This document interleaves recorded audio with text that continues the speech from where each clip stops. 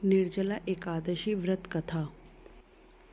भीमसेन व्यास जी से कहने लगे कि हे पितामह, भ्राता युधिष्ठिर, माता कुंती, द्रौपदी, अर्जुन, नकुल और सहदेव आदि सब एकादशी का व्रत करने को कहते हैं, परंतु महाराज मैं उनसे कहना चाहता हूँ कि भाई मैं भगवान की शक्ति पूजा आदि तो कर सकता हूँ, दान भी दे सकता हूँ, परंतु भोजन के बिना नहीं रह सकता। इस पर व्यास जी कहने लगे कि हे भीमसेन, यदि तुम नरक को बुरा और स्वर्ग को अच्छा समझते हो तो प्रतिमास की दोनों एकादशियों को अन्न मत खाया करो। भीम कहने लगे कि हे पितामह, मैं तो पहले ही कह चुका हूँ कि मैं भूख सहन नहीं कर सकता। यदि वर्ष भर में कोई एक ही व्रत हो तो वह मैं कर सकता हूँ, क्योंकि मेरे पेट में वक्र नाम वाली अग्नि, सो मैं भोजन किए बिना नहीं रह सकता। भोजन करने से वह शांत रहती है, इसलिए पूरा उपवास तो क्या एक समय भी बिना भोजन किए रहना कठिन है। अतः आप मुझे कोई ऐसा व्रत बताइए जो वर्ष में केवल एक बार ही करना पड़े और मुझे स्वर्ग की प्राप्ति हो जाए। श्री व्यास जी कहने लगे कि हे पुत्र, बड़े बड़े ऋषियों ने बहुत शास्त्र आदि बनाए हैं, जिनसे बिना धन के थोड़े परिश्रम से ही स्वर्ग की प्राप्ति हो सकती है। इसी प्रकार शास्त्रों में दोनों पक्षों की एकादशी का व्रत मुक्ति के लिए रखा जाता है। व्यास जी के वचन सुनकर भीमसेन नरक में जाने के नाम से भयभीत हो गए और काँप कर कहने लगे कि अब क्या करूं? मास में 2 व्रत तो मैं कर नहीं सकता, हाँ वर्ष में 1 व्रत करने का प्रयत्न अवश्य कर सकता हूँ।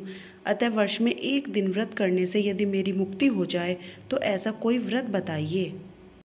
यह सुनकर व्यास जी कहने लगे कि वृषभ और मिथुन की संक्रांति के बीच ज्येष्ठ मास के शुक्ल पक्ष की जो एकादशी आती है उसका नाम निर्जला है। तुम उस एकादशी का व्रत करो। इस एकादशी के व्रत में स्नान और आचमन के सिवा जल वर्जित है। आचमन में 6 मासे से अधिक जल नहीं होना चाहिए, अन्यथा यह मद्यपान के सदृश हो जाता है। इस दिन भोजन नहीं करना चाहिए, क्योंकि भोजन करने से व्रत नष्ट हो जाता है। यदि एकादशी को सूर्योदय से लेकर द्वादशी के सूर्योदय तक जल ग्रहण न करें तो उसे सारी एकादशियों के फल का प्राप्त होता है। द्वादशी को सूर्योदय से पहले उठकर स्नान आदि करके ब्राह्मणों का दान आदि देना चाहिए।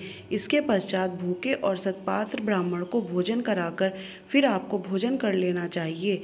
इसका फल पूरे 1 वर्ष की संपूर्ण एकादशियों के बराबर होता है। व्यास जी कहने लगे कि हे भीमसेन, यह मुझको स्वयं भगवान ने बताया है। इस एकादशी का पुण्य समस्त तीर्थों और अधिक है। केवल 1 दिन मनुष्य निर्जल रहने से पापों से मुक्त हो जाता है। जो मनुष्य निर्जला एकादशी का व्रत करते हैं उनकी मृत्यु के समय यमदूत आकर नहीं घेरते, वरन भगवान के पार्षद उसे पुष्पक विमान में बिठाकर स्वर्ग को ले जाते हैं।